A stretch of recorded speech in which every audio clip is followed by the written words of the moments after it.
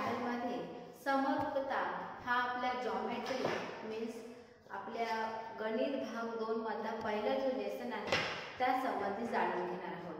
तर हा जो लेसन आहे तो पूर्णतः समरूपता म्हणजे जर आपल्याला दोन त्रिकोण दिलेले असतील तर ते दोन त्रिकोण एकमेकांना एकरूप कधी कधी असू शकतात याच्या संभाव्यता आज आपल्याला जाणून घ्यायची आहे।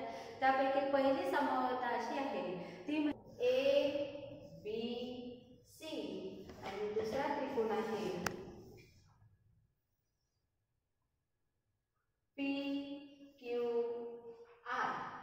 इथे एबीसी या त्रिकोणाची उंची h एवढी आहे आणि पी क्यू आर या त्रिकोणाची उंची देखील h एवढी आहे। हा आहे आपला x आणि हा आहे आपला y। तर बघा area of triangle ABC divided by area of triangle PQR is equal to काय असतो त्याचा पाया। पाया म्हणजेच बेस। बेस आता ABC या त्रिकोणाचा बेस काय आहे BC multiply by height. Height काय आहे त्याची h आहे तर मी इथे h लिहिणार। आता PQR त्रिकोणासंबंधी बघूया।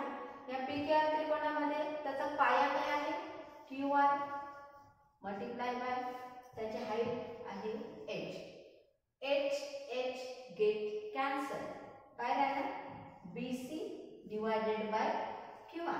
सो जर दोन त्रिकोण आपल्याला दिलेले असतील त्यांची हाईट सेम असेल तर त्यांचं जे एरियाचं गुणोत्तर आहे समरूपता आहे ती कशी असणार base ratio of base means area of triangle ABC is equal to BC divided by area of triangle PQR is equal to QR। तर ही एक त्रिकोणाच्या समरूपतेची कसोटी आहे। मला वाटते तुम्हाला ही चांगली समजली असेल। अशाच पुढच्या वेगवेगळ्या समरूपतेविषयी आपल्याला जाणून घ्यायचं असेल तर आपला चॅनल सबस्क्राइब करायला विसरू नका आणि तुमच्या फ्रेंड्सला रिलेटिव्हजला शेअर करायला विसरू नका। थँक्यू।